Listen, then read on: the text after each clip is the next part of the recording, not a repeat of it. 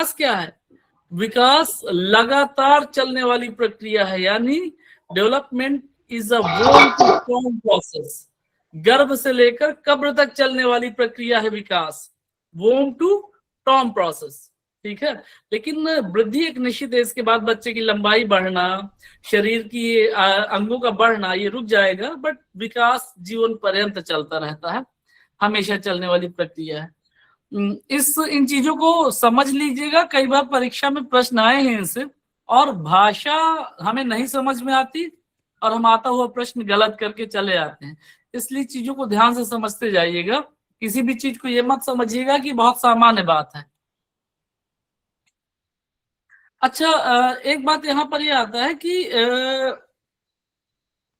सामान्य तौर पर हम ये कहेंगे कि विकास जो है वो वृद्धि के बिना भी हो सकता है। कई बार आप शारीरिक रूप से बहुत पिछड़े हुए लोग होते हैं, विशेष तौर पे आप लोगों को ऐसे बच्चों के साथ काम करना पड़ता है जिनको हम सामान्य भाषा में हम ये मानेंगे कि वो सामान्य बच्चों से थोड़ा शारीरिक रूप से पिछड़े हुए हैं।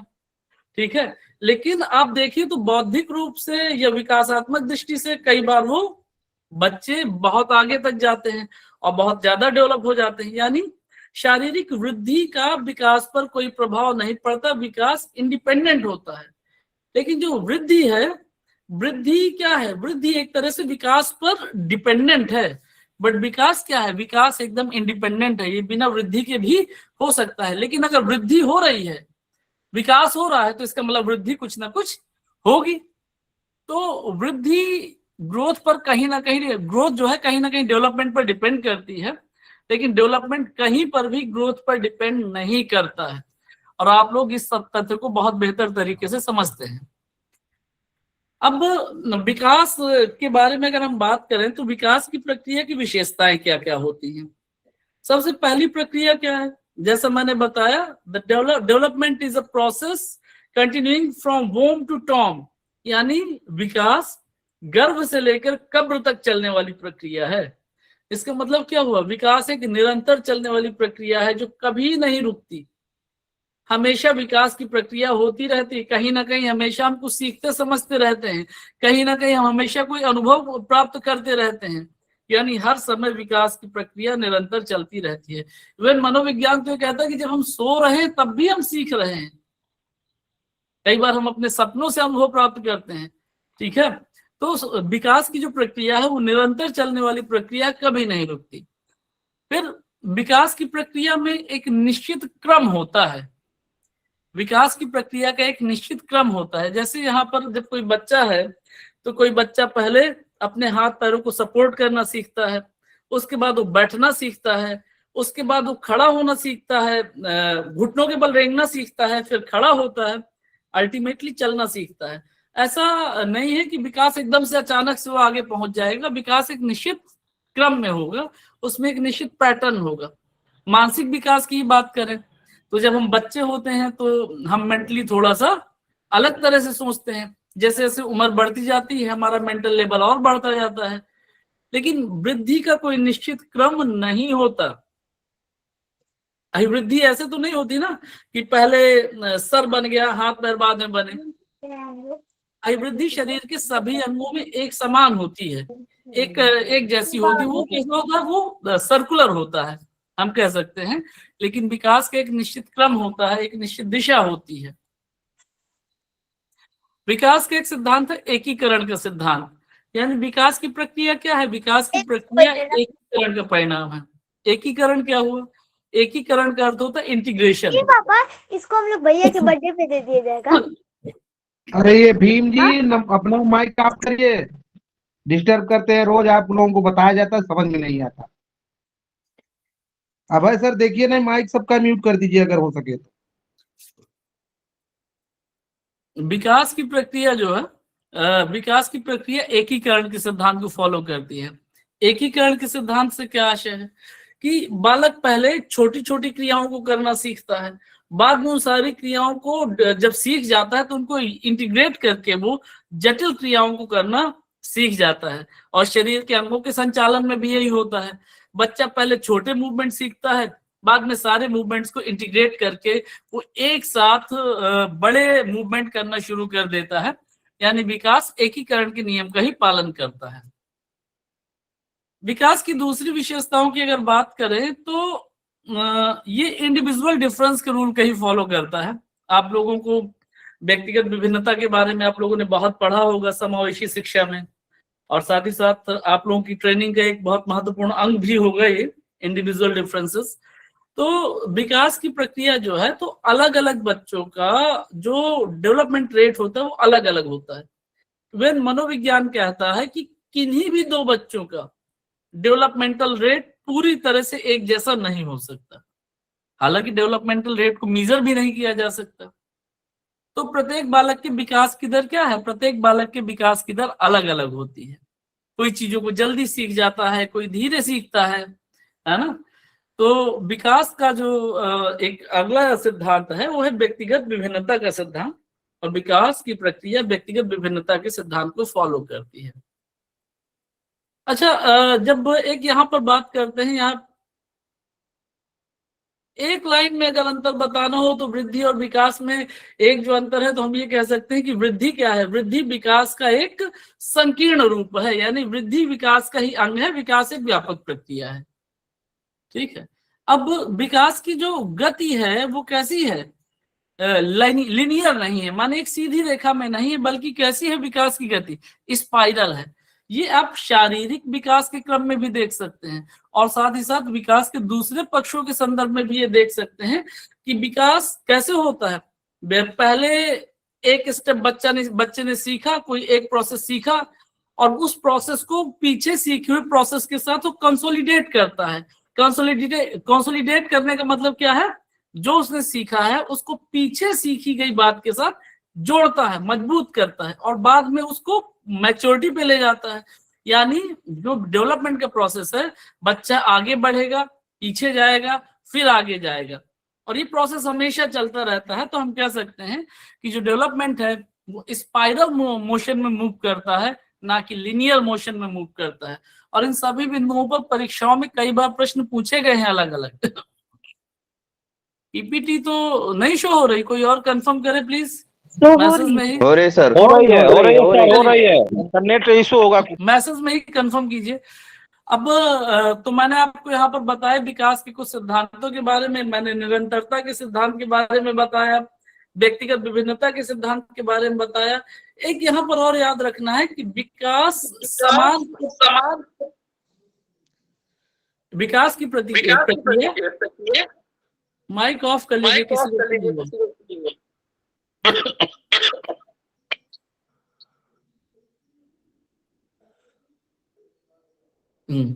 समान प्रतिमान का सिद्धांत, principle of uniform pattern. Principle of uniform pattern का मतलब क्या हुआ कि आप देखिए पूरी दुनिया के कोई भी बच्चे हों, पूरी दुनिया के कोई भी बच्चे हों, किसी भी देश के हों, तो प्रत्येक देश का जो बच्चा है, तो प्रत्येक देश का बच्चा एक निश्चित पैटर्न में उसका डेवलपमेंट होता है। चाहे वो भारत का बच्चा हो, चाहे अमेरिका का बच्चा हो, चाहे अफ्रीका का बच्चा हो, चाहे गांव में रहने वाला बच्चा हो, चाहे शहर में रहने वाला बच्चा हो। यानी हम ये कह सकते हैं कि विकास की जो प्रक्रिया है तो एक पर्टिकुलर स्पीसीज के सभी लोग, एक पर्टिकुलर जीव जाति के प्रजाति के सभी बच्चों का विकास एक जैसा ही होता है, एक ही तरह से होता है। वृद्धि एक इति है, कुछ लिखा हुआ था, क्या मैसेज आपने लिखा यहाँ पर? चलिए आगे देखेंगे। विकास के जो सारे पक्ष होते हैं वो एक दूसरे से जुड़े रहते हैं।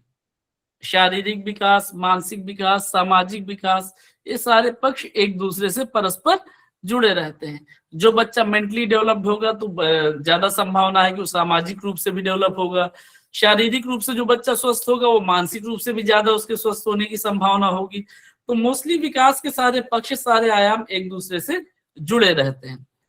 ये एक विकास के संदर्भ में एक बात पूछी गई है एक दो परीक्षाओं में कि विकास जो है वो सामान्य से विशिष्ट के नियम का पालन करता है। सामान्य से विशिष्ट के नियम का पालन करता है। तो सामान्य से विशिष्ट का नियम क्या है कि बच्चा क्या करता है, जैसे बच्चा पहले छोटे मूवमेंट को, सरल मूवमेंट को सीखता है, यानी सामान्य बातों को सीखता है, और उसके बाद वो कठिन की ओर जाता है, कठिन मूवमेंट की ओर जाता है, जटिल प्रक्रियाओं की ओर जाता है। तो विकास की प्रक्रिया सामान्य से विशिष्ट के सिद्धांत का पालन करती है। जैसे बच्चा सबसे पहले किसी भी वस्तु को अपनी हथेली से छू करके पकड़ने की कोशिश करता है, पूरी हथेली से पकड़ने की कोशिश करता है, जिसको पियाजे ने पामरग्रस्त भी कहा है। और बाद में क्या है, बच्चा उंगलियों की सहायता से ही पकड़ना सीख जाता है। तो विकास की प्रक्रिया हमेशा सामान्य से विशिष्ट के सिद्धांत का पालन करती है। विकास की प्रक्रिया इंटर रिलेटेड होती है, यानी विकास के सारे पक्ष एक दूसरे से संबंधित होते हैं। और विकास की प्रक्रिया फाइन मोटर स्किल्स, बिल्कुल धर्मेंद्र जी, बच्चा पहले सामान्य मोटर स्किल्स को सीखता है, ऑर्डिनरी मोटर स्किल्स को, और बाद में विशिष्ट जो गतिक कौशल हैं यानी फाइन मोटर स्किल्स हैं उनको सीखता है। विकास के सभी पक्ष एक दूसरे से इंटर रिलेटेड होते हैं, संबंधित होते हैं। अब एक बात आती है बार बार वंशानुक्रम और वातावरण की। इस पे मैंने पहले भी चर्चा की है ना, पहले भी इस पे हम डिस्कशन कर चुके हैं पहली क्लास में।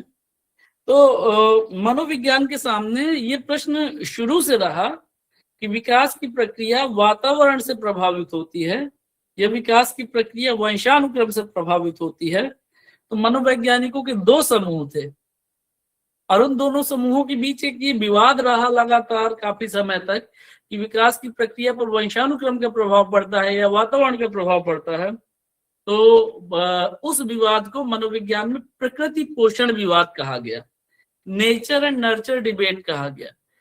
फाइनली उस विवाद का अंत किस तरह से हुआ, मनोवैज्ञानिकों की एक बात पर सहमति बनी कि विकास की प्रक्रिया न केवल वंशानुक्रम का परिणाम है और न केवल वातावरण का, बल्कि विकास की प्रक्रिया दोनों की संयुक्त अंतःक्रिया का परिणाम है।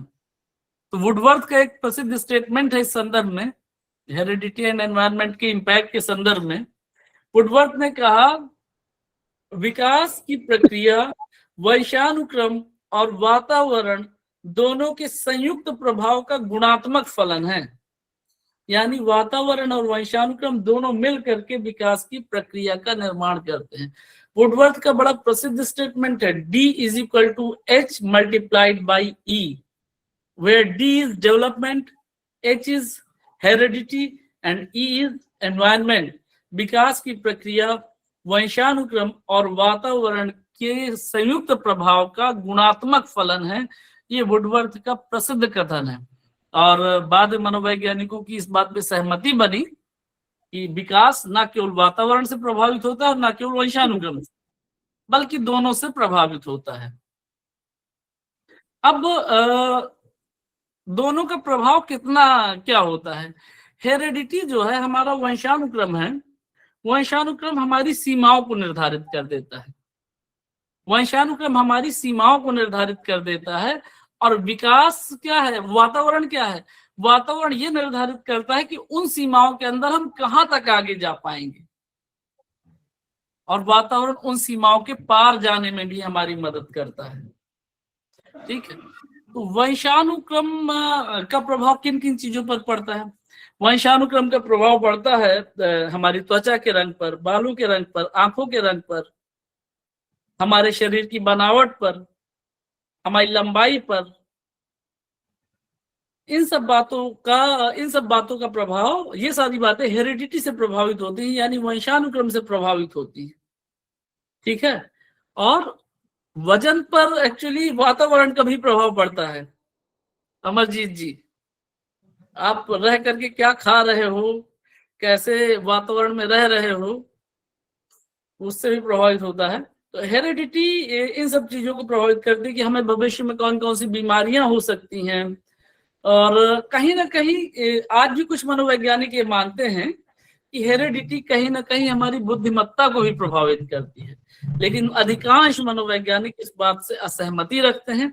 तो हमें भी इस बात से असहमति ही रखनी है फिलहाल के लिए कि हेरिडिटी हमारी बुद्धिमत्ता को प्रभावित नहीं करती। हेरिडिटी शरीर की बनावट को प्रभावित करती है, एनवायरनमेंट बाकी विकास के दूसरे पक्षों को प्रभावित करता है। इन शॉर्ट वुडवर्थ ने ही कहा है कि हेरिडिटी क्या है, हेरिडिटी विकास की सीमाएं तय करती है और एनवायरनमेंट उन सीमाओं के अंदर हम कितना डेवलप करेंगे, इसको डिफाइन करता है। वृद्धि में स्निग्धा जी बिल्कुल वातावरण का कहीं ना कहीं प्रभाव पड़ता है। हम ये नहीं कह सकते कि वृद्धि की प्रक्रिया पूरी तरह से वंशानुक्रम से प्रभावित होती है, और आप इसको बहुत आसानी से आप समझ सकते हैं, इसके ढेरों एग्जाम्पल देख सकते हैं। आप देखेंगे कि अफ्रीका में रहने वाले ज्यादातर लोग, अफ्रीकन कॉन्टिनेंट में रहने वाले जो मूल वहां के जो निवासी हैं, वो बलिष्ठ शरीर वाले होते हैं, लंबे चौड़े होते हैं। तो दूसरा, कालाहारी डेजर्ट में रहने वाली बहुत सारी जनजातियां हैं जो छोटे कद की होती हैं। चाइनीज कैसे होते हैं, छोटे कद के होते हैं। निग्रोज जो होते हैं वो लंबे चौड़े होते हैं। तो ये कहीं ना कहीं ये हेरेडिटी से नहीं ये तय हो रहा, हेरेडिटी से तो तय हो रहा है, लेकिन ये कहीं ना कहीं वातावरण का भी इस पर प्रभाव है, क्योंकि उनकी जो बॉडी है जेनेटिकली ऐसे एवॉल्व हुई है। ये एवोल्यूशन का परिणाम है, विकास की प्रक्रिया का ही परिणाम है।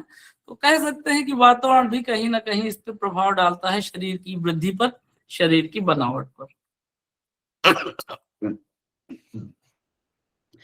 अब वंशानुक्रम की अवधारणा किसने दी थी?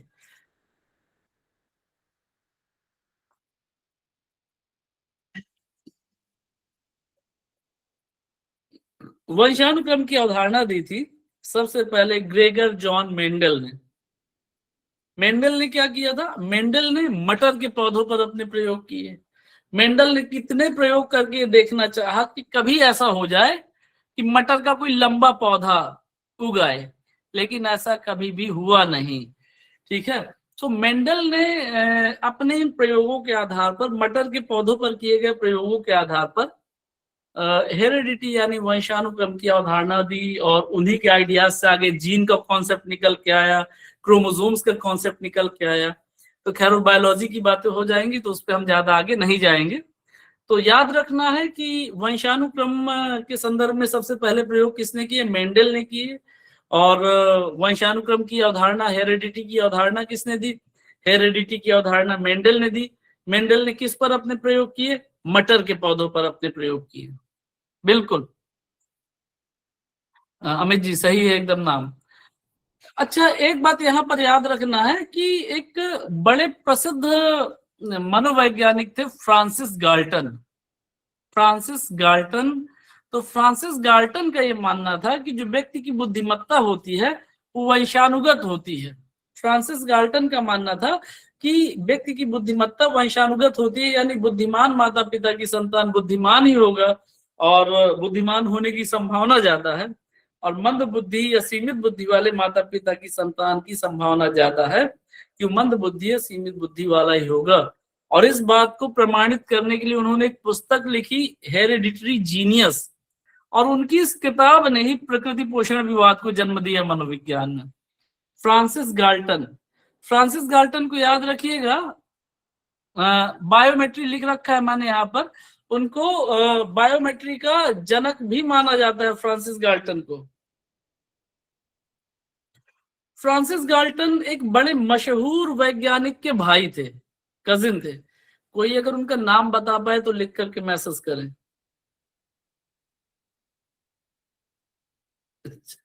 बिल्कुल सही है Rekha ji, Darwin, Charles Darwin. Charles Darwin के कजिन थे फ्रांसिस गाल्टन। और चार्ल्स डार्विन ने the theory of evolution provide की है।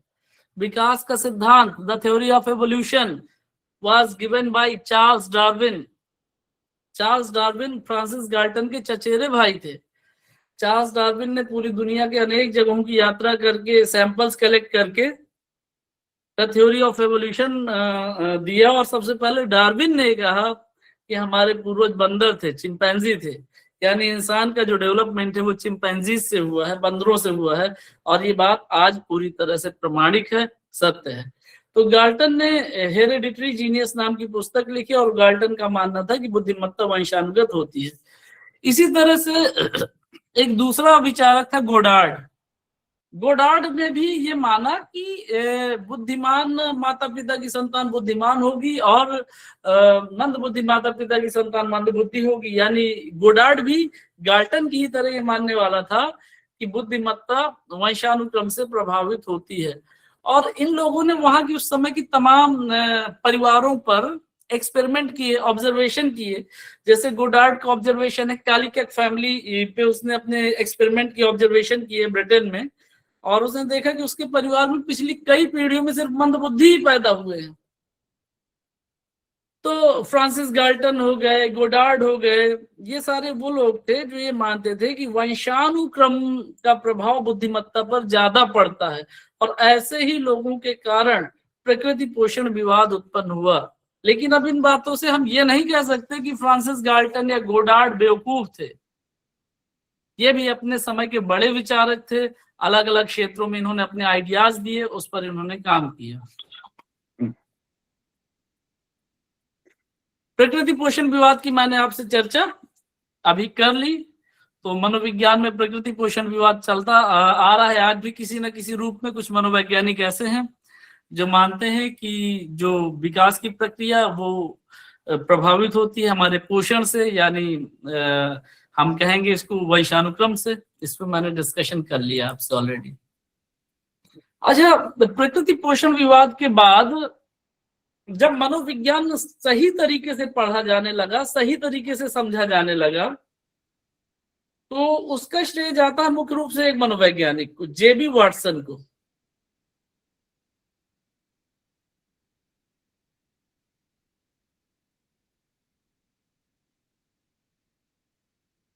क्या जेबी वाटसन को, जेबी वाटसन ने एक बात कही कि तुम मुझे 1 दर्जन स्वस्थ शिशु दो और तुम जो चाहोगे मैं उनको वैसा बना दूंगा, डॉक्टर, इंजीनियर, श्योर, ये जैसा तुम चाहोगे वैसा मैं उनको बना दूंगा। जेबी वाटसन पहला मनोवैज्ञानिक था जिसने इस बात पे जोर दिया कि भाई विकास की प्रक्रिया पर सबसे ज्यादा प्रभाव वातावरण का पड़ता है। और जेबी वाटसन के विचारों से मनोविज्ञान में एक नई शाखा की शुरुआत हुई जिसको मनोविज्ञान में कहा जाता है व्यवहारवाद, यानी बिहेवियरिज्म। मनोविज्ञान की सबसे प्राचीन शाखा है व्यवहारवाद यानी बिहेवियरिज्म, और संज्ञानवाद व्यवहारवाद के विरोध में प्रकट हुआ, और इसको डेवलप करने का श्रेय जाता है जीन पियाजे को, जिसके बारे में हमने यहाँ पर पढ़ा है। यहाँ पर जीन पियाजे के कुछ स्टेटमेंट हैं, वो स्टेटमेंट हैं जो परीक्षाओं में पूछे गए हैं, इसलिए मैंने संकलित किया है इनको। एक स्टेटमेंट की खेल बचपन का कार्य है, कई बार पूछा गया है अलग अलग एग्जाम में। तो खेल बचपन का कार्य है, ये स्टेटमेंट जीन पियाजे ने दिया था। जीन पियाजे का एक दूसरा फेमस स्टेटमेंट है, विकास के संदर्भ में याद रखना है। वो कहते हैं कि जब हम किसी बच्चे को कोई चीज सिखाते हैं तो हम उस बच्चे को स्वयं उस चीज की खोज करने से रोक देते हैं। क्योंकि पियाजे का मानना क्या है? पियाजे का मानना है कि बालक अपने ज्ञान का निर्माता स्वयं है। तो पियाजे कहते हैं कि जब भी हम बच्चे को खुद से कोई चीज सिखाते हैं तो हम बच्चे को खुद से वो चीज सीखने से रोक देते हैं, या वो उस चीज की खोज करने से रोक देते हैं। पियाजे का एक स्टेटमेंट और है, ये पूछा गया था एक एमएड के एग्जाम में, मैंने इसको इसलिए यहाँ पर शामिल कर लिया, ये महत्वपूर्ण नहीं है, टीटी सीटीटी में संभवतः कभी नहीं पूछा जाएगा। उन्होंने कहा शिक्षा का मुख्य उद्देश्य ऐसे व्यक्तियों का निर्माण करना होना चाहिए जो नई चीजें करने में सक्षम हो, न कि केवल पिछली पीढ़ी के द्वारा की गई चीजों को दोहराने में। तो यहाँ पर जीन पियाजे का सबसे फेमस स्टेटमेंट जो याद रखना है वो ये है कि खेल बचपन का कार्य है। परीक्षा में पूछा गया है। कुछ और स्टेटमेंट है यहाँ पर, ये भी याद रखना है। 20वीं शताब्दी बालक की शताब्दी है, बहुत ही महत्वपूर्ण स्टेटमेंट है परीक्षा की दृष्टि से। ये स्टेटमेंट है क्रो एंड क्रो का। इस 20वीं शताब्दी को बालक की शताब्दी उन्होंने क्यों कहा? क्योंकि 20वीं शताब्दी में ही सबसे पहले बाल मनोविज्ञान का अध्ययन शुरू हुआ। स्किनर के एक स्टेटमेंट है, राजस्थान टीटी में पूछा गया है, विकास एक सतत और धीमी प्रक्रिया है। विकास एक निरंतर चलने वाली और धीमे धीमे होने वाली प्रक्रिया है। बीएफ स्किनर के स्टेटमेंट है। बाल विकास का अध्ययन करने वाले, यानी विशेष तौर पे छोटे बच्चों के विकास का अध्ययन करने वाली सबसे प्रमुख मनोवैज्ञानिक हैं एलिजाबेथ बी हरलॉग। हरलॉग नाम आपने कई बार सुना होगा, पढ़ा होगा। हरलॉग का पूरा नाम है एलिजाबेथ बी हरलॉग, एक महिला है वो। हरलॉग नाम से कई बार कंफ्यूजन होता है कि संभवतः वो किसी पुरुष का नाम तो नहीं है। तो हरलॉग का स्टेटमेंट है कि विकास केवल अभिवृद्धि तक सीमित नहीं है, बल्कि इसमें परिपक्वता के लक्ष्य और परिवर्तनों का एक प्रगतिशील क्रम निहित होता है। यानी हरलॉक का कहना क्या है कि विकास परिपक्वता अर्थात मैच्योरिटी की ओर जाने वाली एक प्रक्रिया है। आर्नोल्ड गेसेल का भी एक स्टेटमेंट है, बच्चे का व्यक्तित्व धीमी और क्रमिक वृद्धि का परिणाम है। अभी 4 स्टेटमेंट यहाँ पर लिखे हुए हैं, इसमें से आपको ऊपर के 2 याद रखने हैं, बहुत महत्वपूर्ण है।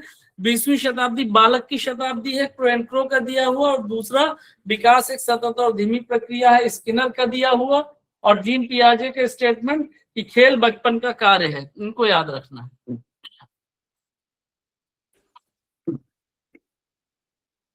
इस पे भी कभी कभी प्रश्न आता है कि अलग अलग मनोवैज्ञानिकों ने किस तरह से विकास की अवस्थाओं का निर्धारण किया है।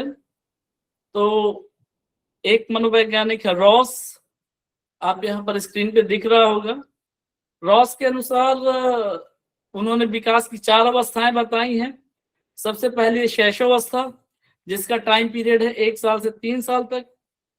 दूसरी है अर्ली चाइल्डहुड, यानी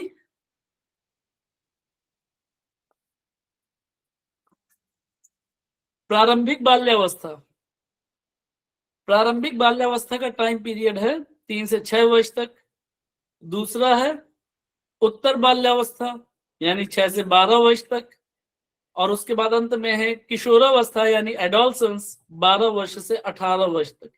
इस तरह के प्रश्न टीटी की परीक्षा में ज्यादा पूछे जाते हैं, एसटीटी की परीक्षा में। सीटेट में नहीं आते इस प्रकार के प्रश्न, तो याद रखना है। रॉस ने बालक के विकास को 4 अवस्थाओं में विभाजित किया है: शैशवावस्था, प्रारंभिक बाल्यावस्था, उत्तर बाल्यावस्था और किशोरावस्था। शैशवावस्था का टाइम पीरियड 1 साल से 3 साल तक है। उसके बाद बाल्यावस्था का जो टाइम पीरियड है, प्रारंभिक बाल्यावस्था का 3 साल से 6 साल तक है। उत्तर बाल्यावस्था का टाइम पीरियड है 6 साल से 12 वर्ष तक है। और किशोरावस्था 12 वर्ष से 18 वर्ष तक। इसी तरह से यहाँ पर हरलॉक का एक क्लासिफिकेशन दिया हुआ है, इसको भी आप लोग पढ़ सकते हैं, समझ सकते हैं इसको। हरलॉक का सबसे पहले प्रीनेटल स्टेज है, यानी गर्भाधान से लेकर जन्म तक, अर्थात जन्म के पूर्व की अवस्था, वो प्रीनेटल स्टेज कहलाएगी। दूसरी अवस्था इन्फेंसी। इन्फेंसी मतलब क्या हो गया? इन्फेंसी एकदम इन्फेंटहुड। इन्फेंटहुड यानी हम जब उसको कहेंगे एकदम बच्चा बहुत छोटा है, नवजात अवस्था, जन्म से लेकर के 2 सप्ताह तक। उसके बाद है बेबीहुड, शैशवावस्था, फिर है बाल्यावस्था, चाइल्डहुड, और अंत में किशोरावस्था। चाइल्डहुड को उन्होंने भी 3 अलग अलग भागों में बांटा है: प्रारंभिक बाल्यावस्था, मध्य बाल्यावस्था और उत्तर बाल्यावस्था। आप इसको देख सकते हैं, मैं नोट्स अभी शेयर कर दूंगा, या शेयर कर दिए थे मैंने। अब प्रत्येक अवस्था की अलग अलग, नहीं, क्रो एंड क्रो के केवल ये 1-2 स्टेटमेंट कभी कभी परीक्षा में पूछे गए हैं। जैसे सबसे ज्यादा बार यही पूछा गया है कि 20वीं शताब्दी बालक की शताब्दी है। क्रो एंड क्रो के बारे में हमको डिटेल में नहीं पढ़ना। और बिल्कुल क्रो एंड क्रो समाजशास्त्री थे, लेकिन इन्होंने बालक विकास के संदर्भ में भी कुछ काम किया है, बट हमें क्रो एंड क्रो के बारे में नहीं पढ़ना डिटेल में। अब अलग अलग अवस्थाओं की कुछ अलग अलग विशेषताएं हैं। जीन पियाजे के प्ले और वेगोत्स्की के इमेजिनरी प्ले में क्या अंतर है, अभी लास्ट में इसको मैं डिस्कस कर दूंगा। शैशवावस्था की क्या विशेषताएं होती है? जो मैं विशेषताएं बता रहा हूं यहाँ पर, ये अब सब कुछ एलिजाबेथ बी हरलॉक के अकॉर्डिंग है, और सामान्य तौर पर भी इनको नोटिस किया जा सकता है। जो पहली अवस्था है शैशवावस्था, यानी जन्म से लेकर के 2 वर्ष तक की अवस्था, ये वो अवस्था होती है जिसमें विकास सबसे ज्यादा तीव्र गति से होता है। शारीरिक वृद्धि भी तीव्र गति से होती है, और मस्तिष्क का विकास यानी मानसिक विकास भी सबसे तीव्र गति से होता है। तो शैशवावस्था के बारे में याद रखना है कि सबसे अधिक तीव्र गति से विकास की जो अवस्था है, सर्वाधिक तीव्र गति से विकास की अवस्था है शैशवावस्था।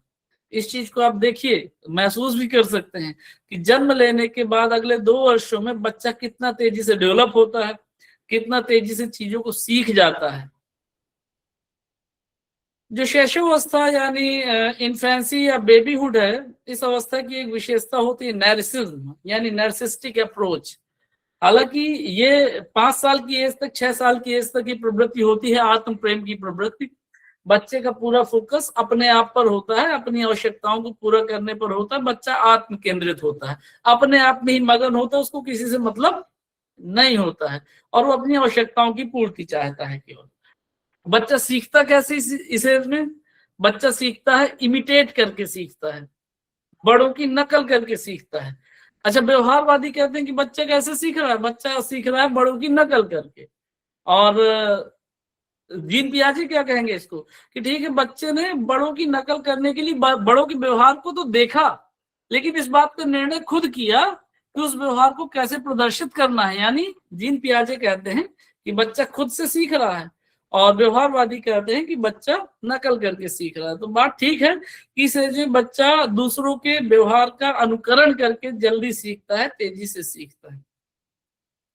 हरलॉक ने 2 साल की जो एज है, इस एज को टॉय एज यानी खिलौनों से खेलने की आयु भी कहा है। अच्छा, अब अगर हम थोड़ा ज्यादा गहराई पे जाएं तो हम पाएंगे कि जब बच्चा जन्म लेता है तो बच्चे के अंदर केवल 2 रिफ्लेक्स होते हैं,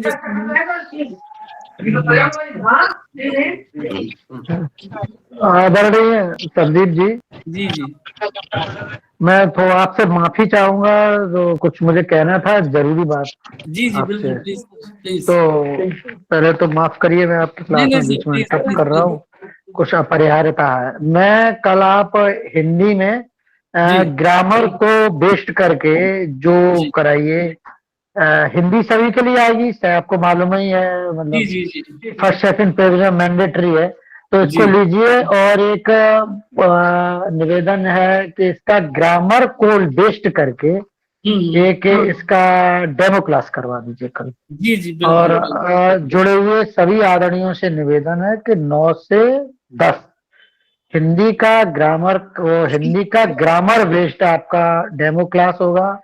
उसके बाद ग्रुप की सेटिंग खोली जाएगी। आप टीचिंग से सेटिस्फाइड होंगे तो जो संबंधित टीचर्स होंगे उनको सादर इस पर आमंत्रित किया जाएगी, वार्ता की जाएगी। अगर आप सेटिस्फाइड नहीं होंगे तो खोज हमारी जारी रहेगी।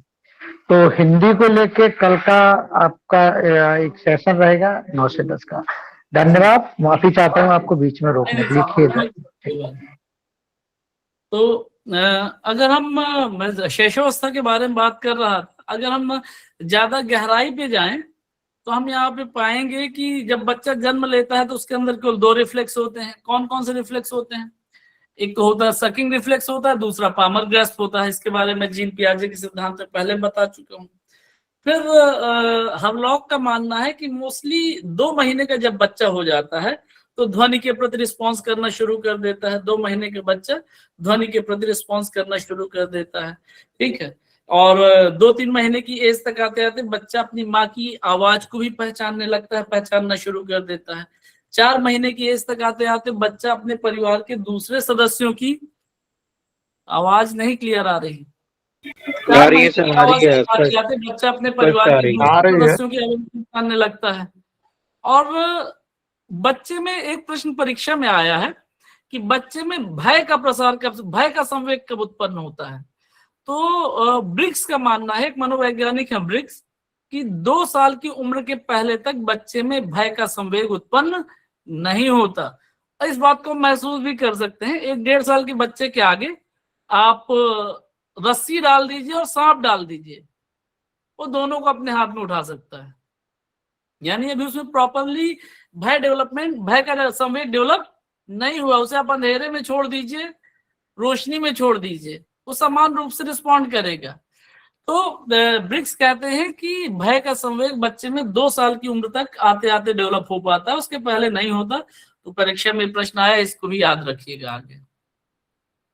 इसके बाद बाल्यावस्था की अगर हम बात करें, चाइल्डहुड की बात करें, जिसका टाइम पीरियड 2 साल से 12 साल तक है, तो इसको 2 स्टेज में बांटा है हरलॉक ने। ध्यान दीजिएगा, 2 साल से 12 साल के बीच के टाइम को 2 अलग अलग स्टेज में बांटा है हरलॉक ने। पहला स्टेज है प्री गैंग एज, यानी समूह की आयु से पहले की अवस्था। 2 साल से 6 साल तक, और दूसरा है गैंग एज यानी 6 से 12 साल तक। कई बार ये प्रश्न परीक्षा में आया है कि गैंग एज कौन सी एज है, तो गैंग एज है 5-6 साल से लेके 11-12 साल तक की उम्र। प्री गैंग एज क्या है, समूह बनाने से पूर्व की अवस्था। तो 2 से 6 साल तक की जो आयु है उसको हरलॉक ने प्री गैंग एज कहा है। इस एज में क्या होता है, इस एज में बच्चे के अंदर क्यूरियोसिटी उत्पन्न होने लगती है, प्रश्न उत्पन्न होने लगते हैं। पहले भी हम इस पर डिस्कस कर चुके हैं। और भाषा सीखने के लिए सबसे क्रिटिकल टाइम माना है इसको हरलॉक ने। बच्चे के शब्दकोश का तीव्र विकास होता है, तेजी से बच्चा अपनी भाषा पे पकड़ बनाता है बाल्यावस्था में, बिल्कुल, और उसमें विशेष तौर पे पूर्व बाल्यावस्था में, अर्ली चाइल्डहुड में। ये बात विशेष तौर पे याद रखिएगा कि गैंग एज क्या है, लेट चाइल्डहुड, 5-6 साल से लेके 10-11 साल तक की एज। ये वो एज है जब बच्चा पहली बार मित्रों के प्रति आकर्षित होता है और बच्चा अब अपने मित्र बनाना शुरू कर देता है, अपना समूह बनाना शुरू कर देता है। इस एज को ही हरलॉक ने स्कूल एज भी कहा है, क्योंकि 5-6 साल की उम्र से बच्चे की औपचारिक शिक्षा भी शुरू होती है। और इस एज को हरलॉक ने और रॉस ने और कई दूसरे मनोवैज्ञानिकों ने, हरलॉक और रॉस ने विशेष तौर पर मिथ्या परिपक्वता की अवस्था कहा है। क्यों? क्योंकि 6 से 12 साल के बच्चा अपने आप को इंडिपेंडेंट महसूस करने लगता है। वो सोचता है कि मैं बड़ा हो गया, मैं मैच्योर हो गया, लेकिन वास्तव में वो मैच्योर हुआ नहीं है अभी। इसलिए इस एज को हरलॉक ने और रॉस ने स्यूडो मैच्योरिटी यानी मिथ्या परिपक्वता की अवस्था कहा है। बच्चा खेलना तो सीख जाता है, जन्म के 2 साल की एज में भी खेलना सीख जाता है। टॉय एज, पहले खिलौनों के प्रति आकर्षित होता है। फिर इसके बाद अगर खेल से आशय अपने मित्रों के साथ खेलना है तो 5-6 साल का बच्चा अपने दोस्तों के साथ बेहतर तरीके से खेलने लगता है। 5 साल के बच्चे को एलिजाबेथ हरलॉक ने कहा कि 5 साल का बच्चा 5-6 साल की एज में अपने समाज का सक्रिय सदस्य बन जाता है, यानी समाज की गतिविधियों में भाग लेने लगता है। समाज के सक्रिय सदस्य बनने का मतलब क्या है कि वो अपने मित्र बनाता है, जो त्योहार मनाए जाते हैं उनमें रुचि लेने लगता है, समाज में जो गतिविधियां अपने चारों ओर देखता है उनमें इंटरेस्ट लेने लगता है। ठीक है, तो और 2 साल की उम्र के लिए बच्चे के लिए कहा है उन्होंने, हरलॉक ने, कि 2 साल का बच्चा अपने परिवार का सक्रिय सदस्य बन जाता है। यानी उनका कहना है कि पूर्व बाल्यावस्था में बच्चा अपने परिवार का सक्रिय सदस्य बन जाता है, और उत्तर बाल्यावस्था की शुरुआत से ही बच्चा समाज का सक्रिय सदस्य बन जाता है। याद रखिएगा इन बिंदुओं को। अच्छा, बाल्यावस्था की एक और प्रकृति होती है, बाल्यावस्था में बच्चों में संग्रहण की प्रवृत्ति बहुत ज्यादा होती है। इस चीज को सोचिए, जब हम छोटे थे, 8-10 साल के थे, 7-8 साल के, तो हमारे लिए हमारा सबसे बड़ा खजाना क्या हुआ करते थे? थोड़ा नॉस्टैल्जिक हो जाएगा, फील कीजिए उस नॉस्टैल्जिया को। जब हम छोटे थे तो हमारे लिए हमारा सबसे बड़ा खजाना होता था कांच की टूटी हुई चूड़ियां, माचिस की डिब्बियों के रैपर, कंचों के टुकड़े, कंकड़ पत्थर जो हम इकट्ठे कर लेते थे और इनको हम कभी भी किसी के साथ शेयर नहीं करना चाहते थे। उस समय हम अपनी गुल्लक भी बनाते हैं, अपने खिलौने, बिल्कुल दीपक जी, उस समय हम अपनी गुल्लक बनाते हैं। बच्चा गुल्लक में पैसा जमा करता है, वो चीजों को इकट्ठा करता है इस एज में आकर के। लेकिन जब किशोरावस्था आ जाती है तो ये संग्रहण की प्रवृत्ति धीरे धीरे खत्म हो जाती है। तो बाल्यावस्था में बच्चों में संग्रहण की भी प्रवृत्ति होती है। अब अगर बात करें किशोरावस्था की, तो किशोरावस्था का अध्ययन किया सबसे पहले किसने? किशोरावस्था का सबसे पहला मनोवैज्ञानिक अध्ययन किया है स्टैनली हॉल ने। स्टैनली हॉल वर्ष 1904 में इन्होंने अपना एक पेपर पब्लिश किया, वर्ष 1904 में। क्या ओल्ड एज में होता है प्रेमलता जी? लेट चाइल्डहुड में बिल्कुल मूर्ति चिंतन शुरू हो जाता है। स्निग्धा जी, स्टैनली हॉल पहला विचारक था जिसने मनोविज्ञान में किशोरावस्था का व्यापक अध्ययन किया। वर्ष 1904 में उनका एक पेपर प्रकाशित हुआ और उस पेपर में उन्होंने किशोरावस्था को सबसे पहले स्टॉर्म और स्ट्रेस की अवस्था कहा। उन्होंने कहा किशोरावस्था तूफान, तनाव और संघर्ष की अवस्था है। किशोरावस्था तूफान, तनाव और संघर्ष की अवस्था है। अब तूफान, तनाव और संघर्ष की अवस्था क्यों है? किशोरावस्था में हमारे अंदर बहुत तेजी से शारीरिक और मानसिक बदलाव शुरू हो जाते हैं। वो बदलाव आंतरिक भी होते हैं और वो बदलाव बाहरी भी होते हैं। किशोरावस्था का टाइम वो टाइम होता है जब व्यक्ति में, चाहे बालक हो चाहे बालिका हो, लड़के हो या लड़कियां, उनमें प्यूबर्टी की शुरुआत होती है। प्यूबर्टी को सरल शब्दों में हम कह लेंगे एक तरह से परिपक्वता की शुरुआत होती है। शरीर के जो अंदरूनी अंग हैं उनमें परिपक्वता की शुरुआत हो जाती है और बहुत तेजी से हार्मोनल चेंजेस होने लगते हैं। किशोर जैसे ही प्यूबर्टी की स्टेज शुरू होती है, लड़कों में 13-14 साल से, लड़कियों में 11-12 साल से, तो उनके अंदर, लड़कों के अंदर टेस्टोस्टेरोन नाम का हार्मोन बहुत तेजी से रिलीज होने लगता है और लड़कियों के अंदर एस्ट्रोजन की मात्रा बढ़ जाती है। इन दोनों हार्मोन्स के कारण उनके शरीर में बहुत तेजी से परिवर्तन होते हैं। शरीर की बनावट बदलने लगती है,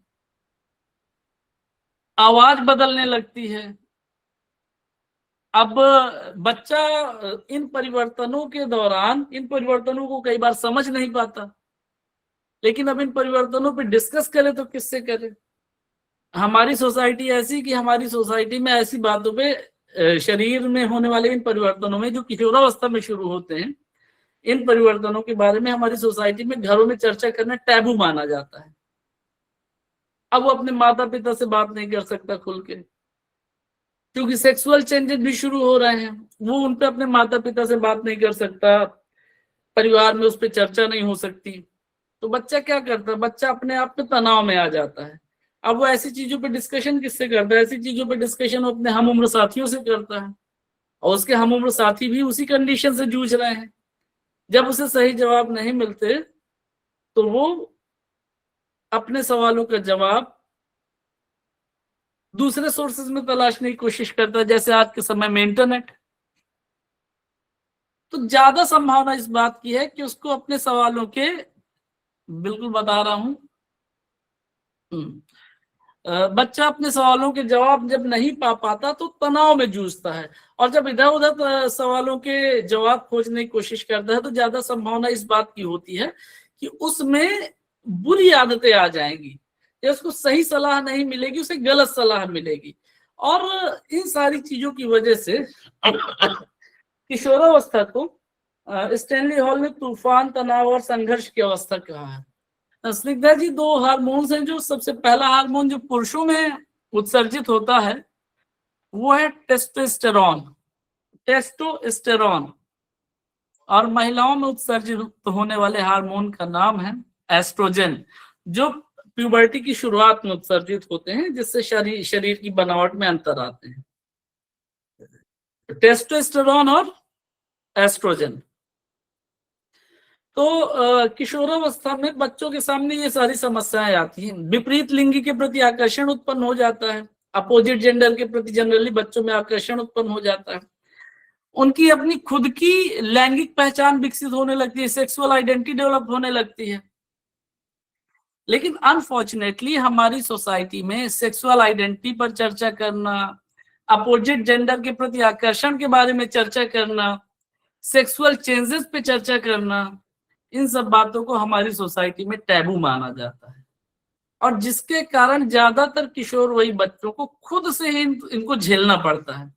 लेकिन बेहतर हो कि माता पिता, बड़ा भाई, बड़ी बहन, परिवार के सदस्य अपने किशोरावस्था की शुरुआत में ही बच्चों से इन सारी बातों पर खुल के चर्चा करें, ताकि उनको अपने प्रश्नों के सही जवाब मिल जाएं और उनको इधर उधर नहीं भटकना पड़े।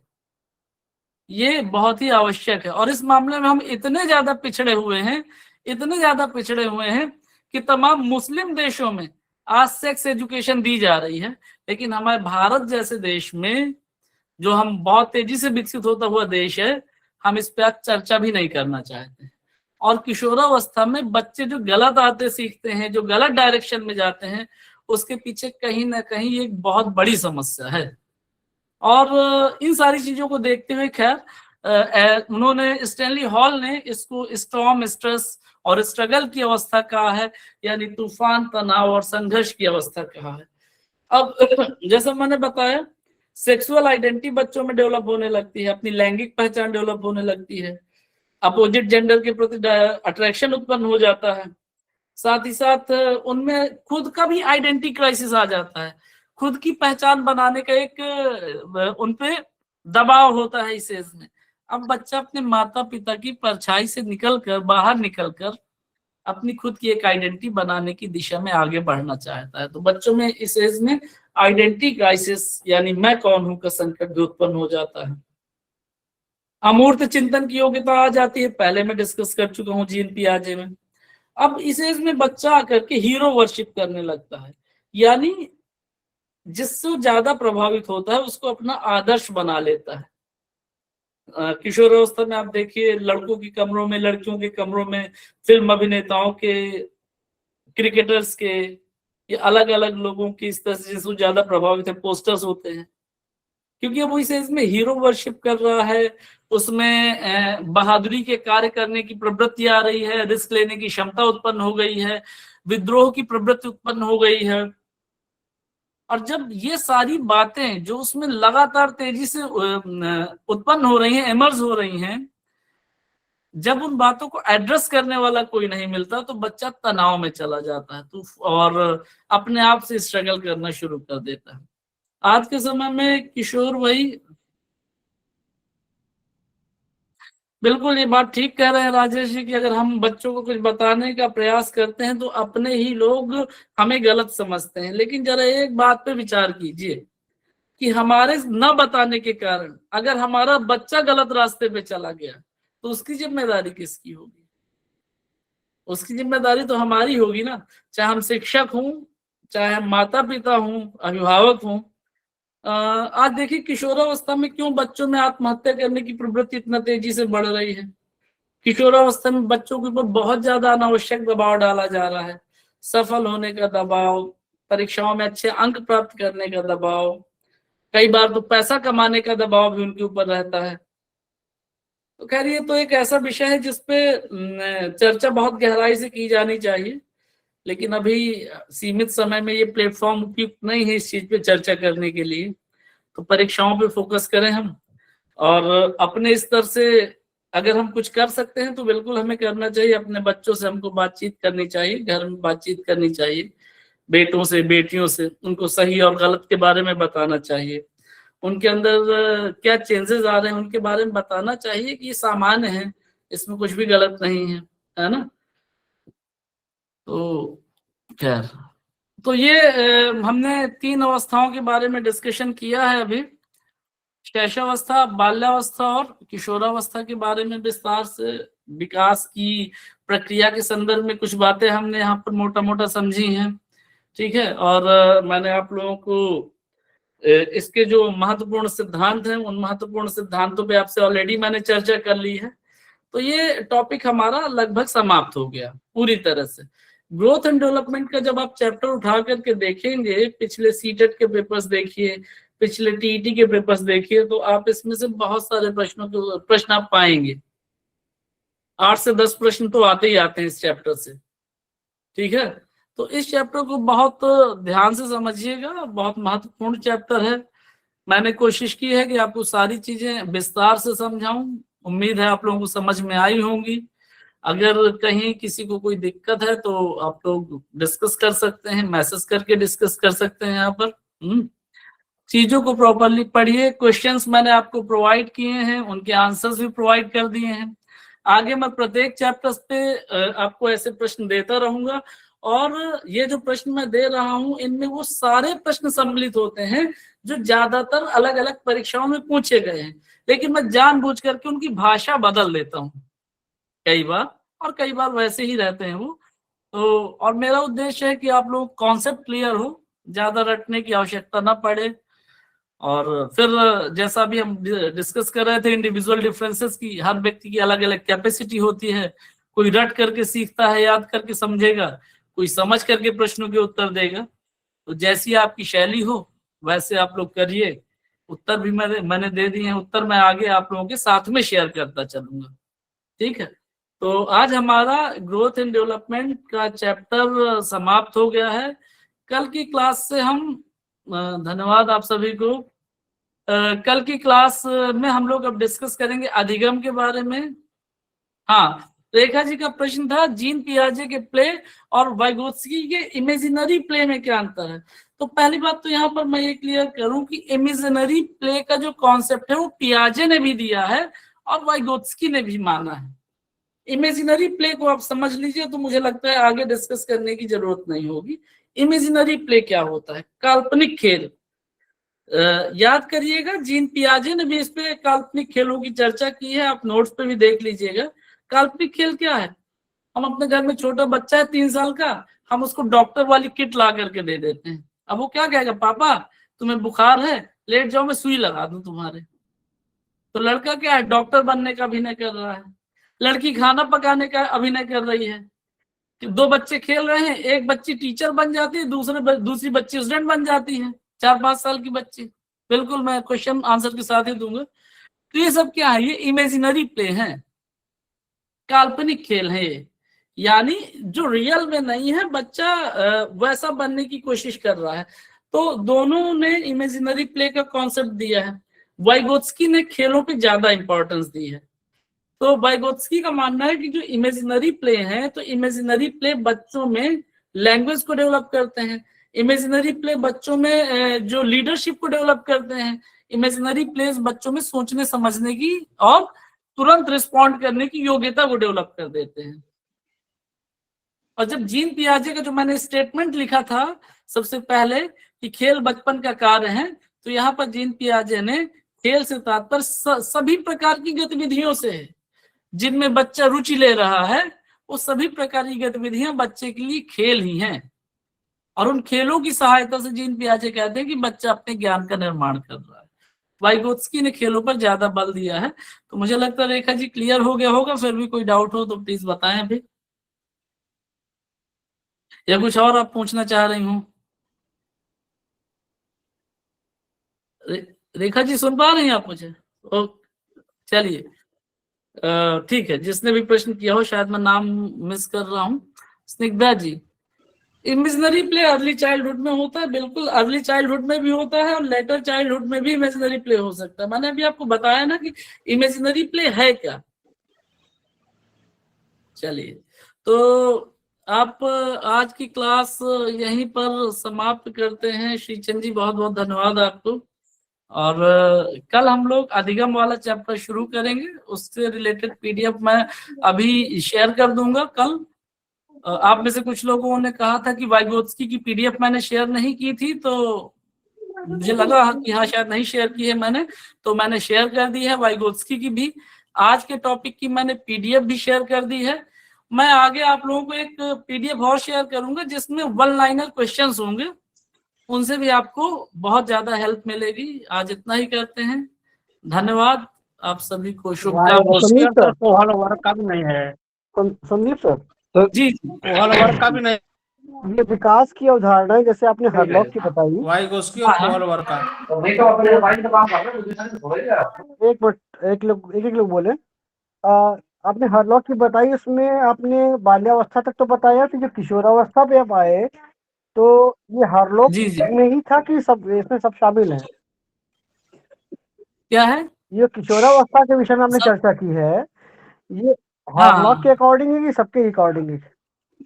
किशोरावस्था पे मेन काम किया है स्टैनली हॉल ने। जी जी, स्टैनली हॉल का नाम डाल दिया गया। हाँ, स्टैनली हॉल के आइडियाज है ये। जी जी, तो क्या हरलॉक का भी इसमें कोई इंटरवेंशन था? हरलॉक का? जी नहीं, हरलॉक का बिल्कुल इंटरवेंशन तो था, क्योंकि अब आप देखिए टाइम पीरियड पे पहले देखिए, हरलॉक ने अलग काम किया है और स्टैनली हॉल ने अलग काम किया है। अगर हम प्राइम फोकस की बात करें तो हरलॉक का काम चाइल्डहुड पे सीमित था, स्टैनली हॉल का काम एडोलसेंस पे की ओर था। स्टैनली हॉल ने चाइल्डहुड पे ज्यादा काम नहीं किया है। बट जो ये आइडियाज मैं आपको लिखा रहा हूँ, तो ये मोस्टली मिक्स्ड आइडियाज हैं, जो अलग अलग मनोवैज्ञानिकों ने, अलग अलग विचारकों ने कहा, उनका जो एक्सट्रैक्शन है। लेकिन फिर भी अगर क्रेडिट किसी एक को देना हो तो हम कहेंगे किशोरावस्था में स्टैनली हॉल, और जो चाइल्डहुड में जो भी मैंने लिखवाया है वो सब एलिजाबेथ बी हरलॉक के द्वारा कहा गया है। और कोई बात? जी, गुड इवनिंग सर, मैं रेखा सिंह बोल रही हूँ। सर अभी जी। आपने मुझे ये बताया ना कि इमेजिनरी प्ले एंड जो है इसका कॉन्सेप्ट जो है ये लेकर आए हैं पहले जो है वाइगोत्स्की और सर जीन पियाजे, लेकिन सर जब क्वेश्चन आएगा जिस समय कि अगर दोनों दे दिए गए हों तो फिर उसमें हम किस पे करेंगे? मेरी समझ से तो ऐसा प्रश्न रेखा जी कभी आएगा नहीं कि इमेजिनरी प्ले का कॉन्सेप्ट किसने दिया, क्योंकि इमेजिनरी प्ले का ये कोई कॉन्सेप्ट तो है नहीं, ये तो एक ऑब्जर्वेशन है केवल, है ना। मतलब सीखने फिर के भी लिए अगर है ना बात कि फिर भी अगर ऐसा प्रश्न आ ही जाए, हम्म, एक ऐसी सिचुएशन मान लीजिए, तो आप वाइगोत्स्की पे टिक करिएगा, वाइगोत्स्की सही उत्तर होगा, क्योंकि खेलों के संदर्भ में वाइगोत्स्की ने ही सबसे ज्यादा बात की है। ओके सर, यही मुझे कंफर्म करना था क्योंकि मैंने एक जगह कहीं पढ़ा था ये, तो हाँ। उसमें दोनों दे रखे थे और नहीं, उसमें तो खेलों के वाइगोत्स्की को संदर्भ ही में जब उन्होंने बात उसमें है, वो किया था। वाइगोत्स्की ने बात की है। और कोई बात? Thank you sir. चलिए, तो सर समाप्त। हेलो हेलो एक सेकंड, सर करके हेलो सीखने का सिद्धांत हेलो किसने दिया था?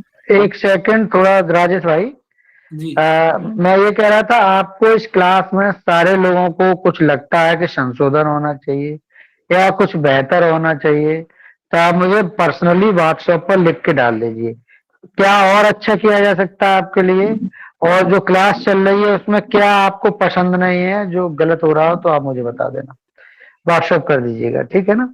और कल आपकी ग्रामर को लेके संदीप जी मुझे बताएंगे, तो क्लास होगी 9 से 10, ठीक है ना। अमित जी, अभी अभी आपने एक मैसेज किया है फ्रॉबेल का नाम लिख करके, थोड़ा सा मैं यहाँ पर क्लियर कर दूं। थोड़ा सा मुझे लगता है जब आपने कहा कि खेल की बात तो फ्रॉबेल ने भी की है, तो मुझे लगता है कि आपको थोड़ा सा आइडिया क्लियर नहीं हुआ। जब फ्रॉबेल ने जो बात की, तो फ्रॉबेल ने खेल को एक शिक्षण विधि के रूप में डेवलप करने की बात की है। फ्रॉबेल ने खेल को एक शिक्षण विधि के रूप में डेवलप करने की बात की है, जिस पे आगे हम डिस्कस करेंगे। लेकिन वाइगोत्स्की ने और पियाजे ने इस पे चर्चा की है कि खेल किस तरह से हमारे कॉग्निटिव डेवलपमेंट पे काम करते हैं, किस तरह से हमारे संज्ञानात्मक विकास पे काम करते हैं। तो सिर्फ फ्रॉबेल नहीं, बहुत सारे मनोवैज्ञानिक हैं, विचारक हैं, जिन्होंने खेलों पे बात की है। लेकिन यहाँ पर जब हमको चुनना हो, अब जैसे सपोज करो एक प्रश्न आ जाए इस प्रकार से कि किस मनोवैज्ञानिक ने बालक के संज्ञानात्मक विकास में खेलों को सबसे महत्वपूर्ण माना है। अब आपके पास 4 ऑप्शन आ जाए, पियाजे, वाइगोत्स्की, कोलबर्ग और फ्रॉबेल, तो आपका उत्तर होगा हर हाल में वाइगोत्स्की। आपका प्रश्न है कि किस विचारक ने खेल शिक्षण विधि का प्रतिपादन किया है। अब यही 4 ऑप्शन हो तो उत्तर होगा फ्रॉबेल, ठीक है। अब जैसे सपोज कीजिए प्रश्न इस प्रकार के से आ जाए, किस मनोवैज्ञानिक ने बालक के विकास में खेलों को बहुत महत्वपूर्ण माना है। अब आपके ऑप्शन है, पहला ऑप्शन है पियाजे, दूसरा ऑप्शन है पावलोव, तीसरा ऑप्शन है स्किनर और चौथा ऑप्शन है कोहलर। तब क्या उत्तर देंगे? तब उत्तर देंगे पियाजे, क्योंकि स्किनर, कोहलर और पावलोव तीनों नहीं है। तो कॉन्सेप्ट एकदम क्लियर रखना है हमको कि प्रश्न किस प्रकार का पूछा जा रहा है, किसी भी प्रकार का भ्रम ना उत्पन्न हो। कॉन्सेप्ट तब क्लियर होगा जब हम चीजों को बेहतर तरीके से समझ पाएंगे। मैं आप लोगों के साथ पूरी तरह से हूँ, किसी को कोई चीज नहीं समझ में आ रही, आप यहाँ मैसेज करिए, मुझे पर्सनल मैसेज कर दीजिए, मुझे कॉल कर लीजिए। अगर आपकी कॉल मैं पिक नहीं कर पाऊंगा क्योंकि दिन में कई काम रहते हैं, दूसरी क्लासेस भी रहती हैं, तो मैं बैक कॉल जरूर करूंगा आपको, ठीक है। तो मुझे लगता है कि संदीप सर, जी सर डू फॉर लर्न करके सीखने का सिद्धांत किसने दिया था? थोड़ा सा वो आप लर्निंग बाय डूइंग क्या कह रहे हैं आप? मैं समझा नहीं पूरी बात, थोड़ा बताइए। करके सीखने का सिद्धांत किस वैज्ञानिक ने दिया था सर? अच्छा, किस मनोवैज्ञानिक ने करके सीखने की अवधारणा दी? तो अगर हम ये बात करें तो करके सीखने की अवधारणा तो सबसे पहले इस पे बात की है जीन पियाजे ने, सबसे पहले इस पे बात की जीन पियाजे में ने। लेकिन अब प्रश्न की नेचर पे डिपेंड करेगा इसका उत्तर, कि आपके ऑप्शन क्या क्या दे रहे हैं। अब मान लीजिए प्रश्न आया कि निम्नलिखित में से किस मनोवैज्ञानिक ने करके सीखने के सिद्धांत पे जब बात की है या करके सीखने का समर्थन किया है। अब आपके पास पियाजे ऑप्शन में ही ना हो, वाइगोत्स्की भी ऑप्शन में ना हो। मैं 4 ऑप्शन यहाँ पर दे रहा हूँ आपके सामने। एक ऑप्शन आ गया स्किनर, दूसरा ऑप्शन आ गया पावलोव, तीसरा ऑप्शन आ गया थॉर्नडाइक और चौथा ऑप्शन आ गया बंडूरा। तब आप क्या करोगे? तब यहाँ पर सही उत्तर होगा थॉर्नडाइक, है ना। ठीक है, वही क्लियर करना, क्योंकि सर ये अक्सर के प्रश्न पूछता है और कई बार पूछा है।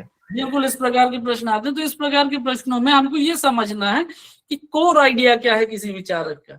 किसी साइकोलॉजिस्ट का कोर आइडिया क्या है। जैसे अब जब मैंने 4 एग्जांपल दिए कि करके सीखना, तो आपने जानते कि थॉर्नडाइक ने कहा ट्रायल एंड एरर पे बात की, यानी करके सीखा थॉर्नडाइक ने। पावलोव का एक्सपेरिमेंट और ऑब्जर्वेशन अलग था, क्लासिकल कंडीशनिंग पे था, और उसके बाद स्किनर का ऑपरेंट कंडीशनिंग पे था। कल उस पर चर्चा करेंगे। Sushil ji, mobile number PDF में है मेरी समझ से, उसको देख लीजिएगा आप लोग, जो मैंने शेयर की है। तो सर जॉन डेवी ने लर्न बाय डूइंग दिया, वो भी तो करके सीखो हुआ। अब देखिए जॉन डीवी कौन थे। जॉन डीवी पहली बात तो साइकोलॉजिस्ट नहीं थे, फिलोसफर थे। जॉन डीवी ने प्रैग्मेटिज्म की अवधारणा दी।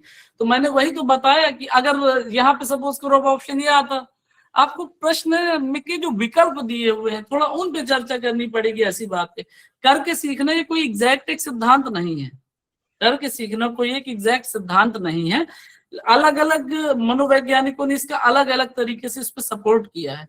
तो जो आपने फ्रॉबेल किसकी बात की, जॉन डीवी की बात की।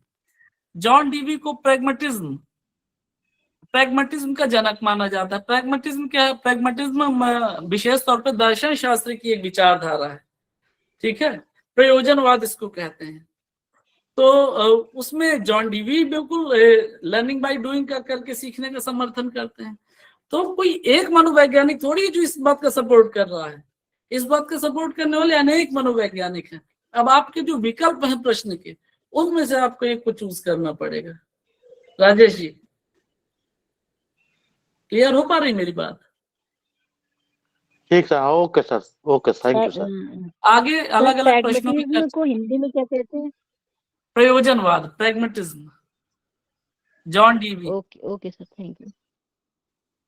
तो क्लास ठीक लग रही है आप लोगों को? समझ में आ रहे हैं टॉपिक्स? यस जी सर, सर, बहुत बहुत अच्छा लग अच्छी रहा है। है। बहुत बेहतरीन सर। बहुत अच्छा शानदार सर। सर, शानदार। हाँ जी, सर, 1 घंटा चैनल क्लास मैंने और ले बनाया लीजिए। था, फिलहाल वो एक्टिव नहीं है, उसे एक्टिव कर दूंगा जल्दी ही। तो आज की क्लास को यहीं पर खत्म करते हैं। आप सभी को धन्यवाद, बहुत बहुत शुभकामनाएं। शुभ रात्रि, शुभ रात्रि। गुड नाइट सर, आपको 1 भी घंटा धन्यवाद क्लास सर। और ले गुड लीजिए night. Sir. Good night. Good night sir, thank good you night sir, sir. Thank you sir.